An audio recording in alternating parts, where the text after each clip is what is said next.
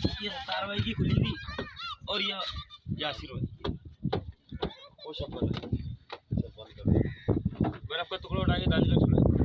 हाँ यार थोड़ा थोड़ा डाल लो यार, मेरे वाले में भी डाल दिए।